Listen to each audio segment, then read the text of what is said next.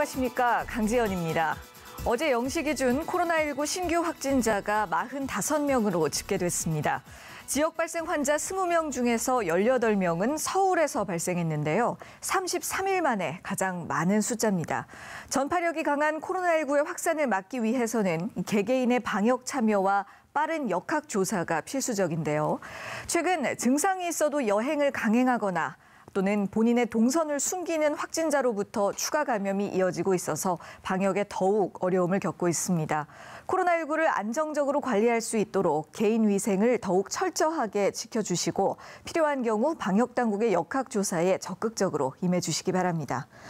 저희 시민의 방송 TBS는 월요일부터 일요일까지 매일 아침 9시부터 9시 50분 TV와 유튜브를 통해 코로나19 특집 생방송을 보내드리고 있습니다. 질병관리본부에 따르면 어제 0시 기준으로 국내 코로나19 누적 확진자는 총 13,816명으로 집계됐습니다. 자, 먼저 서울 상황실 나가 있는 기자 연결해서 지난밤 주요 내용과 또 현재까지 소식 정리합니다. 김승환 기자. 네, 서울시 재난안전대책본부에 나와 있습니다. 네, 신규 확진 현황부터 살펴볼까요? 어제 0시를 기준으로 집계된 국내 코로나19 신규 확진자 수는 모두 45명입니다. 20명은 지역 내에서 감염이 이뤄진 경우고 25명은 해외에서 들어왔습니다. 지역 감염은 서울에서 18명, 경기 1명으로 수도권에서만 19명이 발생했습니다. 수도권을 제외하고는 제주에서 1명 늘었습니다. 해외 유입 환자는 검역 과정에서 11명이 확인됐고 14명은 입국 후 격리 중에 확진 판정을 받았습니다. 유입 국가는 미국이 5명으로 가장 많았습니다. 집계 기준 국내 누적 확진자는 13,816명입니다. 이 중 격리돼 치료를 받고 있는 환자는 877명입니다. 환자 중에 21명은 상태가 위중한 것으로 알려졌습니다. 예, 그래요. 서울 지역 상황만 좀 더 자세하게 살펴볼까요? 어제 0시를 기준으로 집계에서 서울 지역 누적 확진자는 모두 1,498명이었습니다.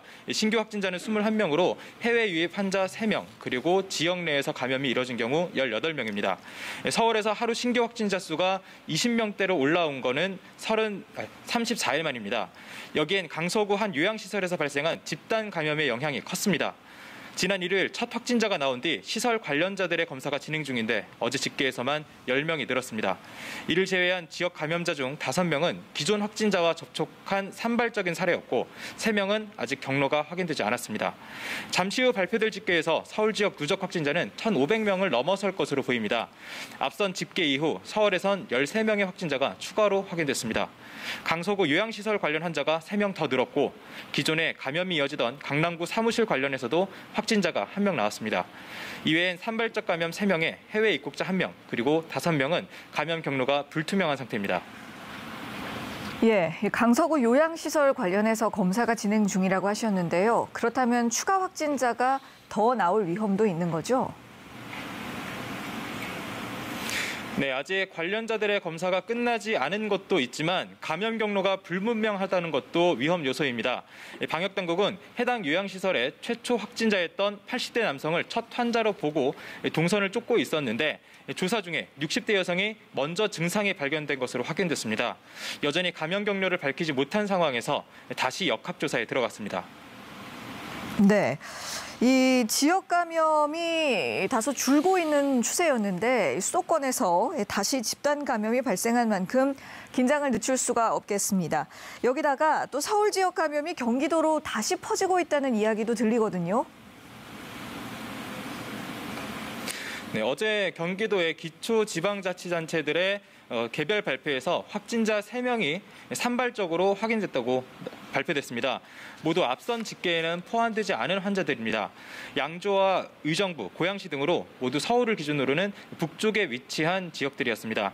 신규 확진자들은 대부분 부동산과 관련된 일을 하고 있었는데 최근 서울 강남구와 구로구 소재 부동산 중개소에서 금천구 36번 확진자와 접촉한 것으로 파악됐습니다. 방역당국은 금천구 36번 환자와 추가 접촉한 사람이 있는지, 그리고 새로 확인된 확진자들의 역학조사를 진행 중입니다. 그렇군요. 한편 오늘부터 수도권 지역 공공시설의 개방이 본격적으로 시작된다고요? 네, 정부는 지난 월요일부터 박물관과 미술관 등 공공시설의 운영을 다시 시작한다고 했지만 이런 시설들은 대부분 월요일이 휴관일인데다가 내부적으로 준비 문제도 있어서 오늘부터 본격적으로 운영을 시작합니다. 서울시도 시가 운영하는 시립시설들을 오늘부터 운영 재개한다고 밝혔습니다. 다만 좁은 공간에 사람이 몰리는 것을 방지하기 위해서 입장 인원은 제한되고 전자출입 명부도 도입됩니다. 확진자가 발생했을 때 역학조사를 위해서입니다. 예. 그런데 또 일부 공공시설에서 준비했었던 일부 공연들은 취소될 상황이라고요. 네, 송파구는 어제 관내 5,000석 이상 규모의 대규모 공연에 집합 금지 명령을 내렸습니다. 구내에 확진자 수가 급증했다는 이유에서입니다. 최근 5일 사이 송파구에서는 9명의 확진자가 확인됐습니다. 이로 인해 당장 이번 주 금요일부터 올림픽공원 체조경기장에서 시작될 예정이었던 TV조선의 미스터트롯 서울 콘서트는 개최가 불분명해졌습니다. 또 오는 31일부터 핸드볼 경기장에서 팬텀싱어 콘서트를 열 예정이었던 JTBC는 일정을 취소했습니다. 이 밖에 올림픽공원 경기장에서는 연예인들의 팬미팅도 다수 예정돼 있었는데 열 수 없는 상황이 됐습니다. 지금까지 서울시 재난안전대책본부에서 전해드렸습니다. 네, 김승환 기자 수고하셨습니다. 계속해서 코로나19 관련 소식들 취재기자와 좀 더 자세하게 이야기 들어봅니다. TBS 보도본부의 이강군 기자 자리하셨습니다. 어서 오세요. 안녕하세요. 예, 어제 이 시간에는 해외 유입 관련 확진자 비중이 늘어나고 있는 부분에 대해서 집중적으로 짚어봤었는데 네. 이후에 나온 정부 발표를 살펴보니까 그 확진자 수가 하루 사이에 더 늘어났어요. 네, 그렇습니다. 어제 같이 봤던 통계가 20일 0시 기준이었는데 예. 해외 유입 관련 신규 환자 수 22명이었죠. 네. 그런데 어제 0시 기준 발표를 다시 봤더니 3명이 더 늘어서 25명이 됐습니다. 네. 네, 대륙별로 좀 나눠서 보면은요. 지금 미국과 유럽이 이제 8명, 그리고 아시아 지역에서 15명, 또 아프리카 지역에서 2명 이렇게 좀 나와 있습니다. 네. 또 나눠서 보면은 미주에서는 역시 지금 확진자 수가 가장 많이 넘치고 있는 미국에서 5명, 브라질 1명의 해외 유입이 있었고요. 유럽에서는 이제 영국이 있었는데 벨라루스가 1명이 추가됐습니다. 그리고 아시아 지역도 상당히 넓게 퍼져 있습니다. 네. 일단 중앙아시아 지역에서 해외 유입건이 있었는데 카자흐스탄이 4명으로 상당히 많고요. 오. 네. 또 이제 동북아시아에서는 이제 일본이 2명, 또 동남아시아에서는 현재 필리핀에서 유입되는 환자가 예. 많죠. 역시 필리핀이 4명이 있습니다. 이제 특이사항으로는 중동 지역과 지금 아프리카에서 해외 유입 사례가 많이 나오고 있는데 네. 이라크, 레바논, 쿠웨이트 3개 나라에서 각각 1명씩, 또 아프리카에서도 잠비아, 알제리 이렇게 2 나라에서 또 1명씩 해외 유입건이 있었습니다. 예, 이렇게 보니까 확진자 수도 늘었습니다만 네. 또 출신 국가도 더 다양해져가는 모습인데요. 네. 그렇다면 결국 이 출입국 제한이라든가 방역 수위를 더 높여야 하는 그런 국가들이 늘어나는 셈 아닙니까? 그런 상황이 될 겁니다. 일단은 지금 방역 강화 대상 국가로 정해졌던 나라가 총 6개 나라 아니었습니까? 그렇죠. 일단 이달 13일에 지정됐던 나라가 4개 나라입니다. 방글라데시, 파키스탄, 또 카자흐스탄, 키르기스탄 이게 4개 나라였는데 여기에 이제 이틀 전에 필리핀과 우즈베키스탄 2 나라가 추가가 됐었죠. 네. 근데 여기서 더 방역 강화 대상 국가가 넓혀질 이제 가능성이 있는 거고요. 지금 공항 관계도 있지만 항만 관계도 지금 상당히 지금 예의주시 대상 아닙니까? 네네. 외국에서 들어오는 선박들에 대해서 검역이 강화되고 있습니다. 지난 20일 하루 동안에만 전국 11개 항만에 138척의 선박이 입항을 했습니다. 예. 그래서 이게 다 검역 대상이 되는데 전체를 다 하지는 않고 절반이 좀 안 되는 40%가량. 그러니까 58척에서 해서 일단 직접 승선 검역이 이루어진 상태입니다. 예, 그렇군요. 사실 이 해외 유입 관련 확진자가 최근 들어 늘어나고 있는 것에 비해서 국내 지역사회 감염은 또 상대적으로 진정 국면에 접어드나 싶었는데요. 하루 사이에 또 상황이 바뀌었습니다. 이곳저곳에서 또다시 소규모 집단 감염들이 시작되고 있죠. 그렇습니다. 사실 이렇게 확진자가 매일 나오는 이 상황을 표현이 좀 조심스럽지만 마치 경마 중계하듯 사실은 계속 또 이제 보도를 해드릴 수밖에 없는 상황도 됐어요. 네. 그러다 보니까 매일 이렇게 신규 확진 현황을 이제 전해드리면서 뭐 하루 이틀 사이 현황만 갖고는 이제 뭐 진정 국면이 됐다 아니면 뭐 다시 급증세로 돌아섰다 이렇게 함부로 또는 단정적으로 표현하기가 네. 상당히 어려운 상황이 이제 된 거죠. 맞습니다. 이 때문에 이제 방역 당국에서도 여전히 이제 안심을 할 수가 없는 거고 계속해서 상황을 긴장감을 갖고 주시할 수밖에 없는 겁니다. 네네. 또 국민들을 상대로 발표를 함에 있어서도 표현을 상당히 아낄 수밖에 없는 상황이 된 거죠. 지금 국내 지역 사회에서 발생하는 신규 확진자 수 20일 0시 기준으로 이제 4명이었는데 지금 어제 0시 기준으로는 20명, 그러니까 무려 5배가 뛴 거죠. 그러네요. 네, 지역별로는 지금 서울이 18명이니까 압도적으로 가장 많고 예. 경기도 1명, 제주도 1명 이렇게 있죠. 이 중에서 지금 가장 주목이 되는 부분이 바로 노인복지시설, 노인요양병원시설이라고 할 수 있는 겁니다. 예, 아무래도 면역력이 약한 고위험군, 고령의 이용자들이 많이 모여 있다 보니까 네. 감염도 더 쉽게 이뤄지고 또 치료에도 어려움을 겪을 수밖에 없을 텐데요. 네. 이번 달만 해도 요양병원 3곳에서 집단 감염이 있지 않았습니까? 그렇죠. 지금 광주광역시, 서울시, 경기도 네. 이렇게 3개 지역이었는데 지금 이거 요양병원 또 노인복지시설에서 어떻게 확진자가 나왔나 한번 중간 점검을 좀 해볼 필요가 있겠습니다. 네네. 이렇게나 많았나 아마 느끼실 수도 있을 텐데 예. 지금 딱 2달만 볼게요. 지난달과 이번 달입니다. 이번 네. 달은 지금 다 채워지지도 않았는데 지금 전국 요양시설과 요양병원에서 6월부터 최근까지 확진자 총 100명이 나왔습니다. 어우. 사망자도 5명이나 나왔습니다. 저렇게 수치로 놓고 보니까 정말 그렇죠. 상당히 많은 숫자군요. 네네. 지금 확진자 이 100명 중에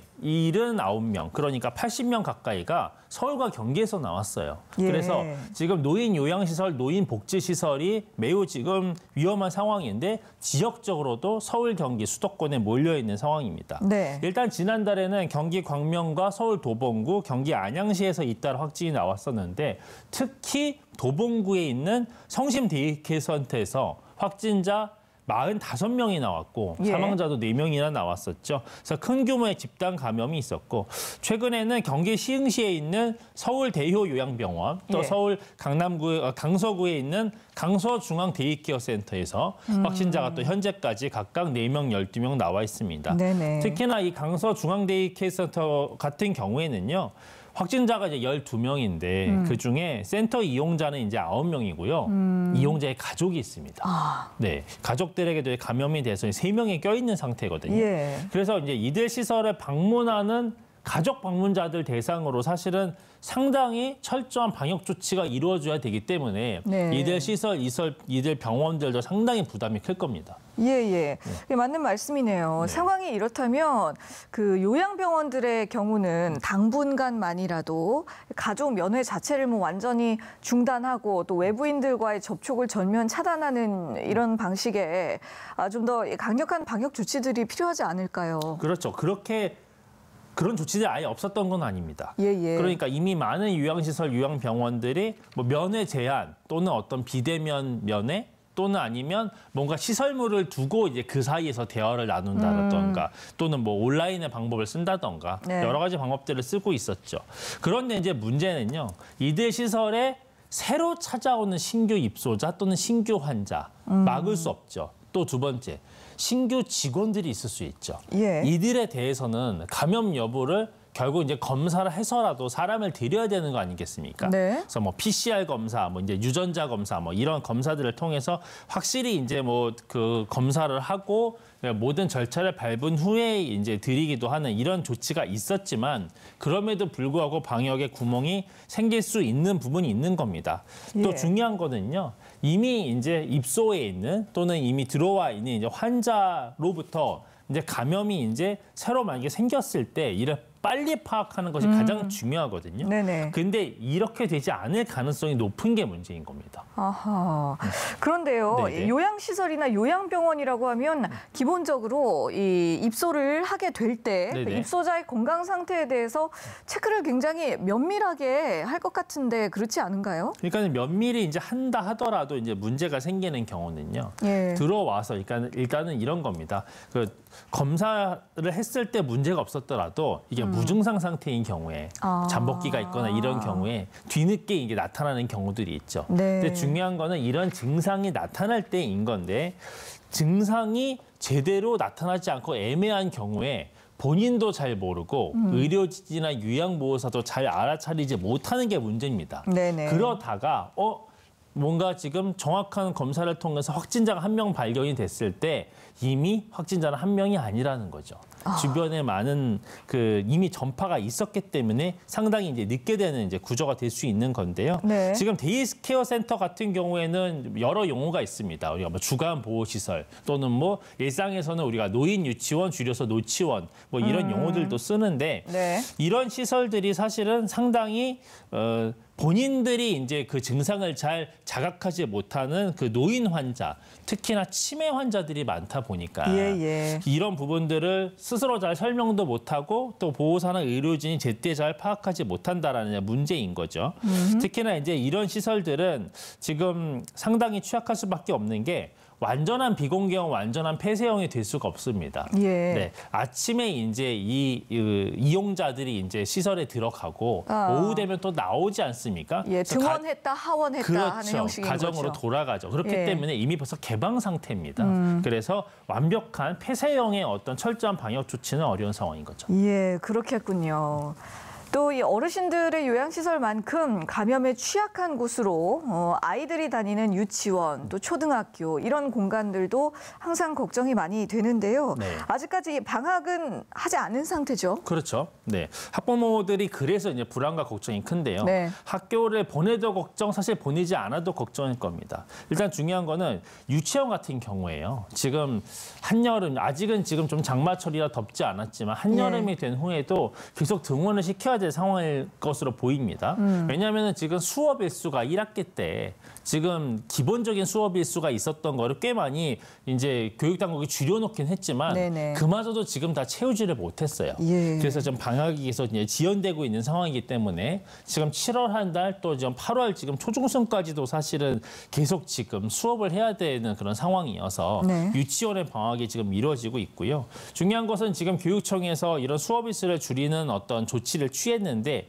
이것이 아직까지는 이제 일선 유치원들에게 통보가 되지 않았거나 또는 유치원들이 이미 방학 계획을 다 수립을 해놓고 학부모들에게도 공지를 해놨습니다. 그래서 지금 뭐 서둘러 갑자기 당기는 일은 굉장히 어려워 보이고요. 초등학교로 좀 시선을 돌려보면은요. 지금 초등학교들은 통상적으로는 7월 31일경에 지금 그 전후로 해서 방학이 많이 이제 들어갈 예정이에요. 그런데 일부는 지자체에 따라서 8월 초까지도 지금 방학이 좀 늦어질 가능성들이 좀 있습니다. 그리고 중학교와 고등학교 같은 경우에는 8월 중순이나 돼야 방학이 시작한다고 하니까 지금 상당한 시간이 많이 남아있죠. 그래서 학교를 계속 보내야 되는 상황인 건데 아무래도 이제 1학기 때 수업 일수를 많이 못 채웠기 때문에 지금 이런 상황이 이제 벌어진다라는 설명을 드렸고요.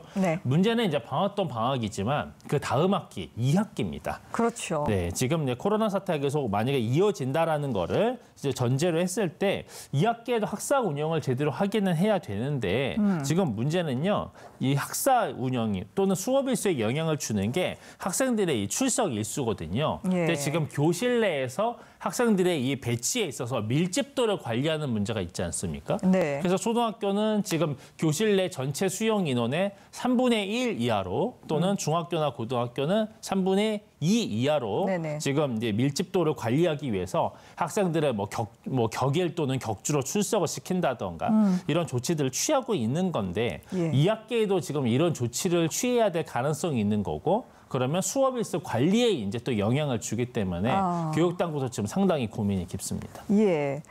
사실 또 전문가들의 전망을 들어보면 이 코로나19 사태가 최소 6개월은 더 이어질 거라는 의견이 지배적이지 않습니까? 그렇다면은 올 하반기, 그러니까 2학기까지도 이제 비슷한 상황이 이어질 것이라는 얘기인데 교육당국도 그만큼 또 2학기 학사 운영에 대해서 꼼꼼한 대비책을 세워야 할 것으로 보입니다. 네, TBS 보도본부 이강훈 기자와 이야기 나눴습니다. 수고하셨습니다. 맞습니다. 지금 여러분께서는 코로나19 특집 생방송 TBS와 함께하고 계십니다. 네, 이번에는 전문가와 함께 코로나19 관련 현황과 이슈들 짚어보는 시간입니다. 먼저 백순영 가톨릭대 의대 미생물학교실 교수 모셨습니다. 안녕하십니까? 안녕하십니까? 그리고 TBS 강양구 과학전문기자도 함께하십니다. 어서 오세요. 네, 안녕하십니까? 네, 어제 0시 기준으로 신규 확진자가 45명이 늘었습니다. 지역사회 감염은 4명까지 줄었다가 하루 만에 다시 두 자릿수로 증가했는데요. 요즘 상황 어떻게 보고 계십니까, 교수님?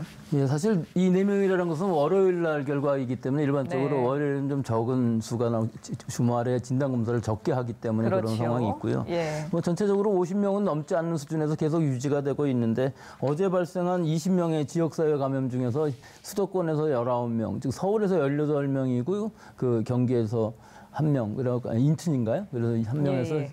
19명인데 좀 우려스러운 부분들은 리치웨이 이후 이 다단계 방문 판매 이 상황이 상당히 그 연령대가 높아지는 확진자들이 많아진다는 것.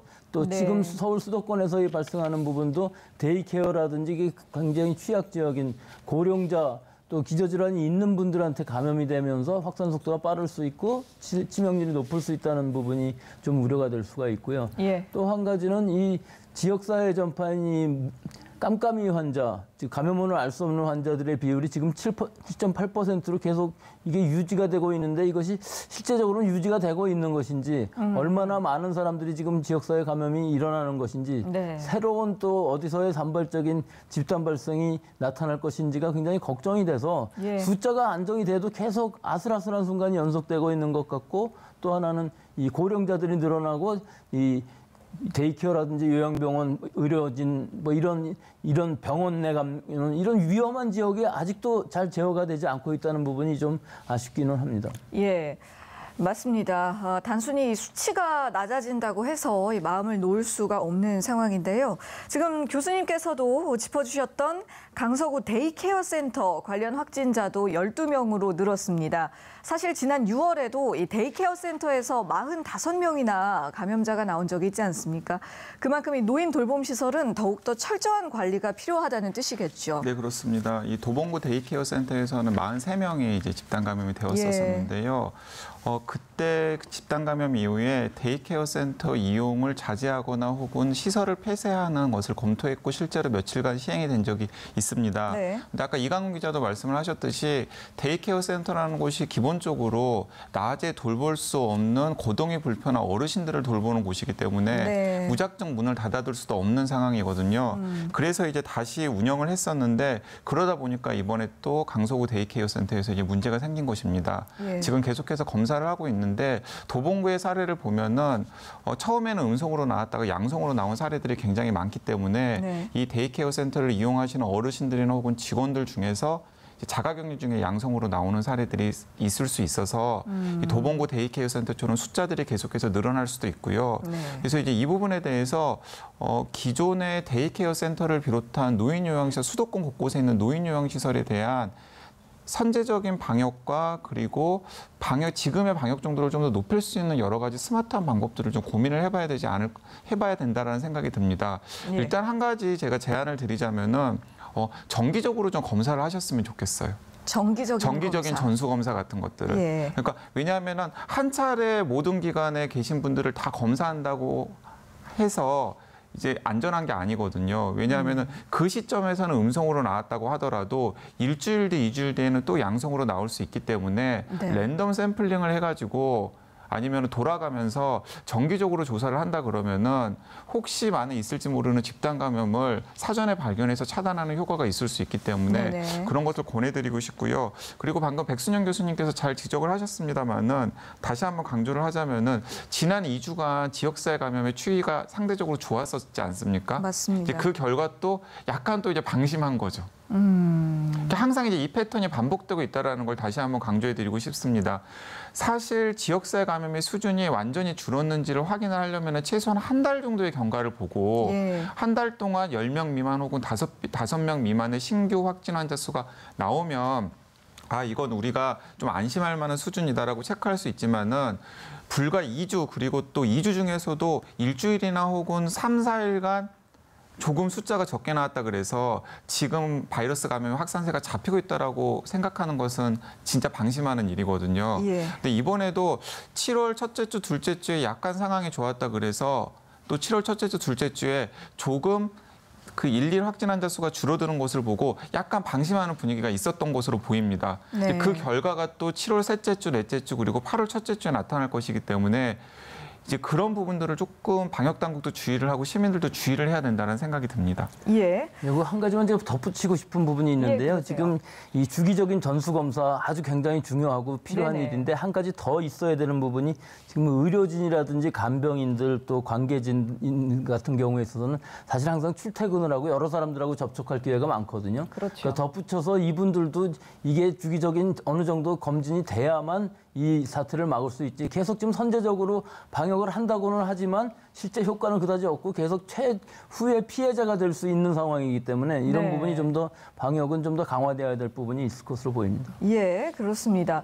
예, 교수님께 한 가지 더 질문드리고 싶은 부분이 있는데요. 조금 다른 이야기이긴 합니다만 데이케어 센터에 방문하는 어르신들 중에서는 뭐 단순히 이제 거동이 불편하신 분들도 있지만 또 뿐만 아니라 치매 환자들도 많지 않습니까? 그런데 치매 환자가 코로나19에 더 취약하다는 얘기가 있던데 이건 사실인가요? 네, 우리나라 한국의과학원에서 발표한 연구 결과인데요.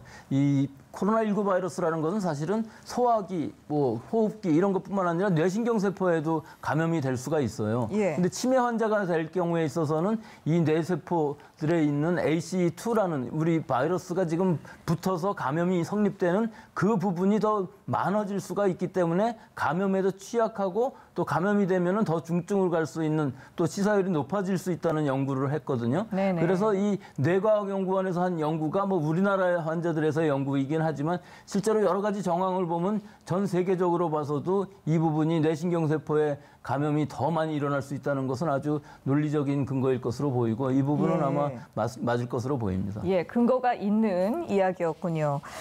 예, 그래서 지난 20일부터는 또 그동안 운영이 중단됐었던 경로당, 또 노인 복지시설들이 문을 열고 있습니다. 어르신들이 장시간 공동생활을 하는 공간이기 때문에 또 이런 곳들이 집단 감염으로 이어지지 않을까 걱정이 되는데요. 또 어떻게 보면 그 요양병원이라든가 뭐 데이케어 센터 같은 곳들보다 그 동네마다 있는 뭐 경로당 같은 공간은 오히려 더 일상적으로 좀 편하게 가볍게 이용하는 곳들이잖아요. 그래서 지금 말씀하신 어떤 선제적 전수검사 이런 것들의 관리가 조금 더 어렵지 않을까 싶은데 어떤 대책이 네, 이게 있을까요? 어렵습니다. 그러니까 그동안 문을 닫았던 경로당이나 노인복지관을 20일부터 문을 연 것도 7월 들어서 지역사회 감염의 수준이 굉장히 상당히 좋았기 때문에 네. 이제 문을 열어서 개방을 한 것인데요. 사실 이제 이런 어려운 부분들이 있습니다.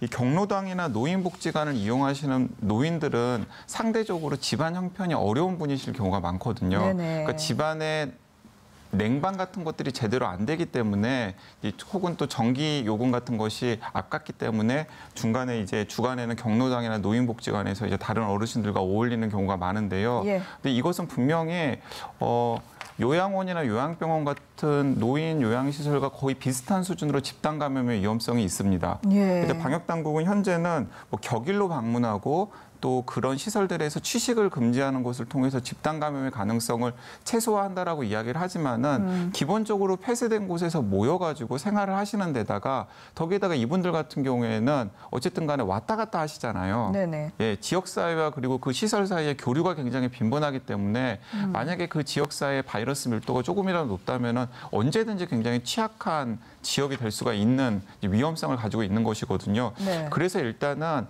어려운 상황이지만 어쨌든 그런 시설들이 문을 연다라는 것 자체가 방역의 측면에서는 굉장히 이제 허점이 보이는 것이라는 생각이 들고요. 네. 그래서 지금 날씨가 그렇게 많이 더운 편이 아니기 때문에 가능하면 그런 시설들을 지금 여는 것을 조금 재고하는 것도 필요해 보이지 않을까라는 생각이 듭니다. 예. 그리고 또 서울시에서 사실은 여러 가지 것들을 고민을 했었어요. 집단 감염이 이루어지지 않도록 노인들을 어떤 식으로 폭염으로부터 보호할지를 고민을 했었는데 그때 나온 몇 가지 아이디어가 있었습니다. 어떤 네. 아이디어가 있었냐면 상대적으로 환기가 잘 되는 곳은 감염의 가능성이 낮기 때문에 네. 이 경로당이나 노인복지관처럼 폐쇄된 공간이 아니라 약간 열린 야외 공간을 정자 같은 곳들이 동네에는 있지 않습니까? 예. 이제 그런 것들을 좀 시원하게 할 수 있는 여러 가지 시설들을 지자체나 혹은 시에서 제공을 해서 이제 그런 곳에서 이제 모일 수 있도록 하는 방안도 하나 아이디어로 나왔었고요. 네. 또 다른 아이디어는 학교의 넓은 강당. 학교의 넓은 강당 같은 경우에는 그곳에 어르신들이 모여 있다고 하더라도 냉방도 제공을 해드릴 수 있으면서 또 사회적 거리두기가 일반 복지관이나 혹은 경로당보다는 훨씬 더 사회적 거리두기가 원활하기 때문에 네, 공간이 크니까요. 그러니까 그런 곳을 좀 네. 임시적으로 수용을 해서 이번 여름에 운영하는 방안 등등의 아이디어가 나왔던 것으로 알고 있습니다. 예. 저는 지금 이 수도권의 지역사회 감염의 수준이 조금 떨어졌다고 방심하지 말고 그렇게 좀 내놓았던 아이디어들을 좀 적극적으로 활용했으면 좋겠다라는 생각이 듭니다. 예, 좋은 아이디어들인 것 같은데요. 뭐 정자와 같은 야외 공간이라든가 또는 학교 강당 같은 이 넓은 공간을 활용하자라는 아이디어들이 있었다는 것인데 그럼에도 불구하고 어쨌든 이 정부 입장을 보자면 노인복지관들이 어르신들을 위한 그 무더위 쉼터로 지금 운영이 되고 있잖아요. 거의. 그렇기 때문에 폭염 대책을 위해서 운영이 꼭 필요하다. 뭐 이런 입장을 지금 고수하고 있습니다.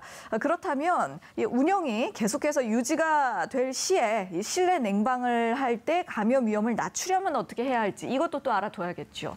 일단은 인원수의 문제가 있을 것 같고요. 네. 가능하면은 집에서 계시고 그런 안 가시는 게 좋을 것 같고 문 닫은 데도 상당히 많은데 뭐 올여름은 엄청 덥다고 그랬었는데 사실은 뭐 그렇게까지 덥지는 않을 예상도 또 있어요. 네. 근데 결국은 가시게 되면은 냉방을 하게 되는데 이렇게 다수가 모여 있는 상황에서 냉방을 하신다 그러면은 상당히 어려운 부분들이 많이 있죠. 즉 직접 바람이 오게 되면은 그 안에 확진자가 있다 그러면 굉장히 먼 거리까지 가서 공기 감염이 일어날 수 있는 특수한 상황이 될 수가 있거든요. 그러게요. 그래서 가능한 한 냉방은 강하게 하되 송풍은 약하게 하는 또 직접 바람이 쏘이는 방향이 하나가 되지 않게끔 하는 방식이 필요하고요. 예. 또 적어도 2시간에 한 번씩은 전기값 아끼지 말고 일단 환기를 해서 일단 바이러스 농도를 낮출 수 있는 방법, 뭐 여러 가지 방법들이 있겠습니다만 그 안에서 더 중요한 것은 이 마스크를 실내이기 때문에 써야 되는데 일반 마스크가 아니라 적어도 KF80 이상의 보건 마스크를 쓰시는 것이 불편하더라도 필요한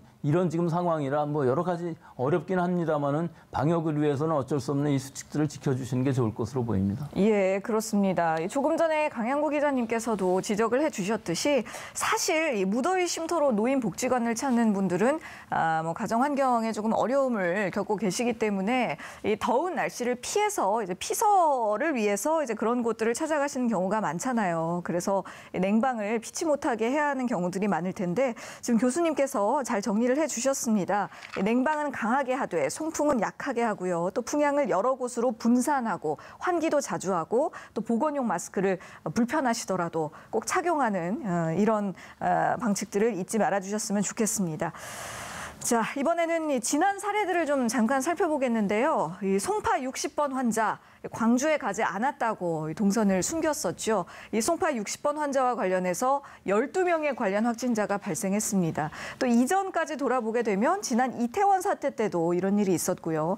매번 항상 거짓말 때문에 방역에 더 위기가 찾아오는 것 같아요. 네, 그렇습니다. 이제 이태원 같은 경우에는 인천의 학원 강사가 거짓말을 하는 바람에 역학조사가 굉장히 더디게 진행이 되었고 또 뭐 N차 감염이 계속해서 발생하는 일이 생겼었고요. 예. 그게 이제 수도권 확산의 한 가지 중요한 고리였기 때문에 이제 많은 분들이 기억을 하실 때고 최근에도 약간 좀 이해할 수 없는 사례죠. 왜냐하면 송파 60번 환자 같은 경우는 광주에서 현재까지 역학조사로 나온 곳으로는 가족 모임을 한 것으로 알려져 있거든요. 예. 근데 가족 모임을 한 사실을 또 역학조사관에게 제대로 공개를 하지 않는 바람에 또 광주에서 또 무더기로 그 가족들 사이에 집단 감염이 일어난 사례였습니다. 네네. 그래서 이제 사후적으로 살펴보면은 왜 거짓말을 했는지가 좀 납득이 안 될 정도로 좀 어처구니가 없는데 이제 개개인의 사정이 있을 테고 또 막상 또 확진 환자가 되고 나면은 뭐 그 인천의 강사 같은 경우에도 충격 때문에 뭐 제대로 상황 판단을 못하고 거짓말을 했다라고 네. 또 변명을 하셨어요. 그러니까 이제 그런 일들이 있을 수는 있다라고 생각을 합니다. 예, 예. 근데 어쨌든 이런 반면교사들이 계속해서 이 코로나19가 유행을 하는 동안에 여러 차례 있었잖아요. 네. 그리고 또 최근에는 그 지방자치단체가 아주 적극적으로 피해 보상을 위한 구상권 같은 것들을 청구를 하고 있고 네. 심지어는 인천의 학원 강사 같은 경우는 구속까지 되었거든요. 그렇죠. 그러니까 이제 이런 사례들이 있기 때문에 만약에 그와 비슷한 사례들이 생기면은 어쨌든지 간에 자신의 동선을 최대한 역학조사관들에게 제대로 공개하는 것이 자신과 자신의 가족 그리고 또 이웃과 공동체를 지키는 길이라는 것을 다시 한번 강조해 드리고 싶습니다. 그리고 예. 그것은 사실은 구상권이라든가 아니 코로나19 바이러스에 감염된 것도 굉장히 지금 충격적이고 그다음에 걱정스러운 일인데 그리고 또 자기 때문에 자신의 이웃들에게 감염 감염된 것까지도 굉장히 걱정스러운 일인데 거기에다가 경제적인 구상권이라든가 심지어는 법적으로 피해를 이 책임을 져야 되는 상황까지 생기면 그것도 개인에게 굉장히 큰 불행스러운 일이잖아요. 네네. 그래서 이런 것들을 염두에 두고서 좀 적극적으로 자신의 동선이라든가 이런 것들을 공유를 했으면 좋겠고요. 덧붙여가지고 말씀을 드리면 주변에 QR코드가 있는 시설에서 QR코드를 찍는 것에 대해서 굉장히 거부감을 가지시는 분들이 많더라고요. 오호. 근데 이제 저도 프라이버시에 굉장히 민감한 사람이긴 합니다만은 저는 거부감이 별로 없거든요. 예. 이제 확실하게 말씀을 드리면은 QR코드를 찍는다 그래서 자신이 그 시설을 이용했다라는 것이 어딘가에 기록이 되는 것이 아닙니다. 네. 그러니까 이제 QR코드와 자신의 신원은 전혀 분리되어 있고 2주 정도가 지나면 자동으로 삭제가 돼요. 네. 근데 만약에 그 시설에서 본인이 거기에 방문했을 즈음에 집단 감염 사례가 생기면은 동선을 확인하는 절차로서 이제 그때서야 신원이랑 연결이 되거든요. 예. 그렇기 때문에 QR코드를 찍는 데 대해서도 방역에 동참한다라는 심정으로 좀 적극적으로 참여를 해주시면 좋겠다라는 생각이 듭니다. 네, 맞습니다. 방역과 역학조사에서 골든타임을 놓치게 되면 그것이 N차 전파로 이어질 가능성, 위험성이 굉장히 높아집니다. 그런 만큼 역학조사에는 꼭 진실하게 임해 주시기를 다시 한번 부탁드리겠습니다. 자, 계속해서 최근 코로나19 관련 이슈들 짚어보도록 할 텐데요. 요 며칠 사이에 코로나19 백신 관련해서 굉장히 희망적인 소식들이 들리고 있습니다. 올 가을에 백신이 출시될 거란 기대감도 높아지고 있는데 여기에 대한 교수님 의견은 어떠십니까? 글쎄요, 아주 희망적인 소식들이 계속 들려오고 있는데 사실은 좀 무시되고 있는 부분들이 과연 안전성이 보장될까 하는 부분은 아직도 좀 걱정은 많이 됩니다. 네. 근데 제일 빨리 가는 것이 이제 영국의 아스트라제네카하고 옥스퍼드가 같이 하고 있는 이 제조업 아데노 백신이 영국에서 이미 3상에 들어가 있거든요. 예. 그래서 효과만 확인된다고 그러면 바로 이제 대량 생산을 할 수 있을 정도까지 그리고 여러 나라들에서 미리 확보를 하고 있는 이런 상황이라 뭐 미국의 경우도 뭐 3억 도즈를 미리 선점하고 있다고 그러고요. 예. 또 미국의 화이자하고 독일의 바이오엔테크가 지금 3상을 이달 중에 브라질에서 하겠다고 하고 있는데 예. 이런 부분들은 지금 3상을 한다는 의미는 대규모로 하기 때문에 실제 그 효과는 바로 알아낼 수는 있습니다. 하지만 이 사람들이 얼마나 안전성을 가지고 이 백신을 맞았는지 또 얼마나 오랜 시간을 봐야 되는지 이건 보통은 몇 년을 걸려서 안전성을 확인하는 작업인데 예. 지금 이런 것들은 다 무시하고 급하기 때문에 빨리 가는 상황들이 있고요. 또 중국의 제약사인 칸시노도 3상을 한다고 그러거든요. 또 러시아도 그렇고 뭐 여러 나라들 뭐 지금 미국의 모더나 같은 경우에 있어서는 미국에서 굉장히 빨리 공급 시설부터 먼저 만들겠다고 하는 정도이기 때문에 아직 효과도 다 밝혀지지 않았는데도 불구하고 먼저 제조부터 하겠다는 이런 상황이거든요. 네. 그래서 결국은 올해 연말까지 이런 안전성은 확보되었지 않지만 만약에 효과적인 백신이 나온다고 그러면은 응급 백신으로서 의료진이라든지 뭐 꼭 필요한 사람들이 먼저 취약한 사람들이 먼저 맞는 이런 백신으로서의 가능성은 충분히 있지만 네. 사실 우리 손에 들어와서 일반적인 백신이 되기까지는 올해 안에는 이런 상황은 좀 힘들어 보입니다. 예. 그런데요, 이 백신 개발에 대한 노력뿐만 아니라 세계 각국에서 말씀해 주셨듯이 이미 백신 쟁탈전을 시작하고 있습니다. 특히 영국 옥스퍼드대에서 개발한 백신을 국내에서도 생산한다고 하던데 이게 그 국내의 백신 수급에 좀 도움이 되지 않을까요? 이제 어제 소식이 나왔습니다. 이제 국내 SK 바이오사이언스라고 하는 이제 백신 개발 및 제조 회사가 있는데요. 네. 그 SK 바이오사이언스에서 아스트라제네카와 계약을 맺은 다음에 아스트라제네카에서 생산한 백신을 제조를 하겠다라는 방침을 밝혀가지고 또 많이 화제가 되었습니다.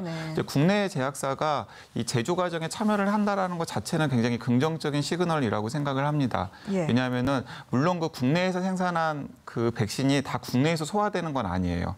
당연히 그 아스트라제네카의 계약 관계에 따라서 아스트라제네카에 공급이 된 다음에 아스트라제네카에서 각국과 맺은 계약에 따라서 백신이 분배가 되기 때문에 예. 국내 제약사가 생산한다는 것만으로도 그 백신이 우리나라에 공급되는 것은 아닙니다. 하지만 어쨌든 간에 이제 국내 제약사가 그런 생산 능력을 가지고 있다라면은 그것은 결국에는 뭐 만약에 그 안전성이라든가 효과성이 담보가 된다면은 우리나라에서도 어쨌든 간에 여유분을 생산을 해서 우리나라에서 먼저 사용할 수 있는 계약 조건 같은 것들을 한국 정부와 그리고 그 제조 기업 그리고 또 아스트라제네카 등이 맺을 수가 있는 상황이기 때문에 네네. 이제 그런 부분들은 저는 이제 긍정적이라고 생각을 하는데요. 예. 근데 이렇게 항상 좋은 소식만 있는 게 아닙니다. 예를 들어서 우리나라에서 이제 뉴스에 가장 많이 나오는 모더나 같은 경우에는 어제 네. 또 어떤 뉴스가 나오냐면 원래 3상에 예정되어 있었는데 그게 연기가 되었는데 연기 이유를 지금 제대로 밝히고 있지 않은 상황입니다. 아, 이유를 제대로 밝히지 이유를 않아요? 제대로 밝히지 있고 않은 상황이기 때문에 또 모더나의 주가가 또 폭락하는 그런 일이 생겼습니다. 또 급등했었는데 또 급락하는군요. 네, 그러니까 이게 이제 무슨 것을 의미하냐면은 아마 이제 조만간에 이제 어떤 이유인지가 명확하게 나오겠습니다만은 예. 굉장히 빠른 시간에 급하게 진행되다 보면은 당연히 여러 가지 사고들이 나타날 수밖에 없습니다. 그렇겠죠. 네, 사고들이 나타날 수밖에 없고 그 사고는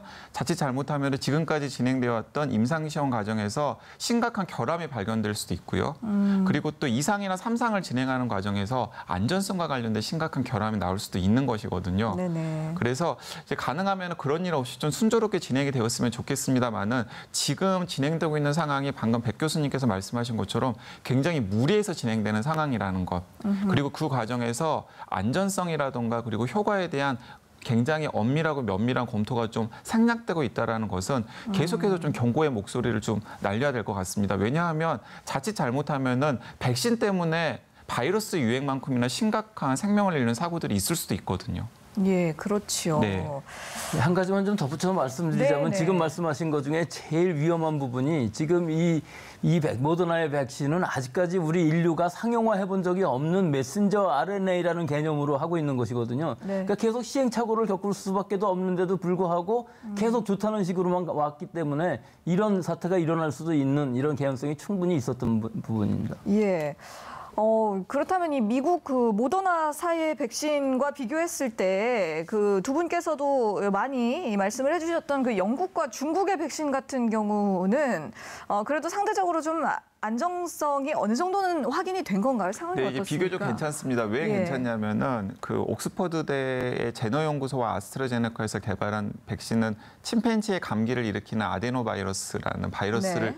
유전자 제조업을 통해서 코로나19 항체와 비슷한 물질들을 몸속에 들어가서 만들도록 개발을 한 것입니다. 네. 근데 이것은 사실은 굉장히 오랫동안 이런 방법을 이용해서 백신을 만들어 보려고 시도했던 역사가 있습니다. 그러니까 사실은 옥스퍼드 제너 연구소의 이번에 백신 개발 연구 책임자가 원래는 똑같은 방법으로 말라리아 백신을 만들려고 예. 굉장히 오랫동안 시행착오를 거쳤었는데 말라리아 백신을 만드는 데는 실패했어요. 예. 근데 말라리아 백신을 만드는데 실패했는데 갑자기 코로나19가 등장을 하니까 똑같은 방법으로 코로나19 백신을 만들어 볼 수는 없을까 하면서 진행을 했더니 이게 동물 실험이라든가 혹은 이상 임상 시험에서 효과가 나타났기 때문에 지금 예. 이렇게 빨리 진행할 수 있었던 것이거든요. 네. 그래서 이제 많은 전문가들이 그런 DNA 백신이나 혹은 모더나의 RNA 백신보다는 중국의 칸시노사나 혹은 영국의 옥스퍼드대와 아스트라제네카에서 하는 백신이 좀 더 효과나 안전성 면에서 나을 수도 있겠다라고 이제 생각하는 것입니다.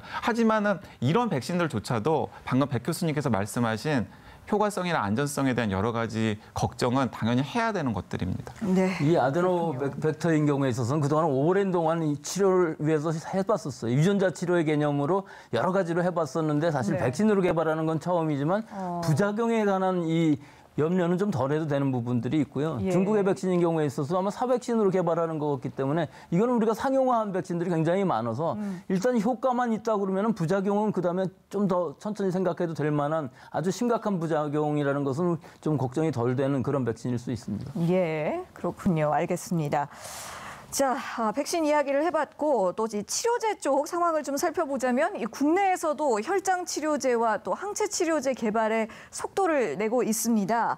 이 부분에 대해서는 우리가 좀 기대를 해봐도 될지 교수님 어찌 보시는지요? 그러니까 지금 두 가지 개념이 좀 다른데요. 이 혈장 치료제라는 개념은 우리 완치자의 혈장 안에 있는 중화항체, 그 중에서도 지금은 이뮤노글로불이라는 제제를 농축해갖고 환자한테 사용하는 거기 때문에 사실 그 재료 자체가 한정이 되어 있습니다. 예. 그 반면에 이 항체 치료제라는 것은 항체를 디자인해서 대량으로 생산할 수 있는 것이기 때문에 좀 시간도 더 걸리고 하겠지만 이 치료제로서의 가능성은 높은데 다만 전임상에서는 지금 효과가 좋았다고 하지만 아직 일상 승인받은 상황이기 때문에 네. 이것이 2상, 3상까지 가고 실제 개발이 되려고 그러면은 회사에서 말하는 것보다는 좀 더 긴 시간이 필요해서 이제 시작인 거네요. 예, 지금 이 시작이라고 볼 수가 있어서 일상에서는 어느 정도 안전성이 이 효과가 또는 인정된다 할지라도 2, 3, 3상으로 갔을 때 과연 그 대규모 인원들을 할 수 있는 능력 또 이 문제인 것이 이 치료제라는 것은 환자가 많이 있어야 어떤 임상데이터도 낼 수 있는데 네. 우리나라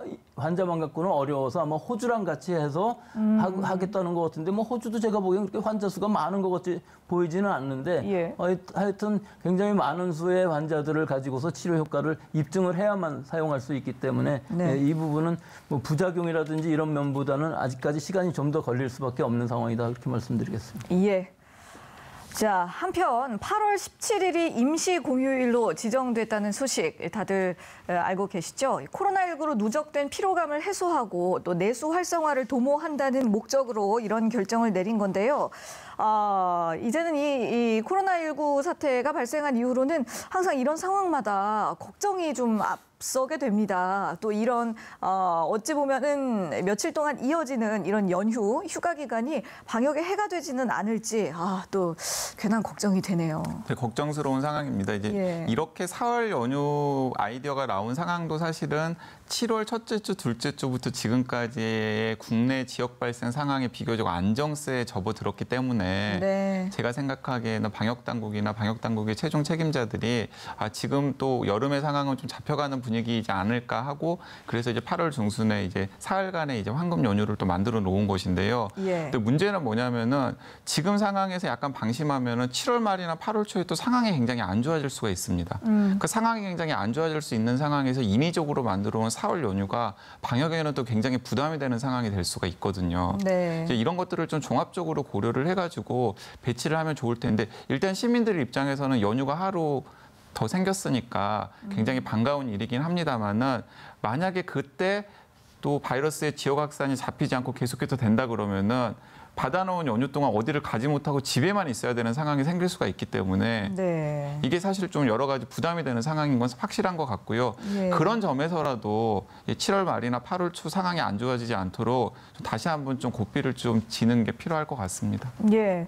또 게다가 올여름은 역대급 무더위가 예상된다고 하죠. 그만큼 마스크 착용도 쉽지 않아질 것이고 그래서 정부도 휴가 기간 방역 지침을 보완할 예정이라고 밝혔는데요. 어떤 부분을 보완하면 좋을지 짧게 한 말씀 들어보겠습니다. 일단 전 세계적으로 봐서 이 휴가지에서의 여러 가지 일탈이 문제가 될 수 있거든요. 그래서 네. 지금 이 방역 지침 중에서도 휴가지에서 여러 사람들이 음주 가무하는 실내 환경을 어떻게 과연 잘 조치할 수 있는가를 좀 구체적이고 좀 절대된 상황에서라도 이 지침을 잘 마련했으면 좋겠습니다. 예, 잘 알겠습니다. 지금까지 백순영 가톨릭대의대 미생물학교실 교수, TBS 강양구 과학전문기자와 이야기 나눴습니다. 수고하셨습니다. TBS 특집 생방송 코로나19를 마칩니다. 오늘도 건강한 하루 보내세요. 고맙습니다.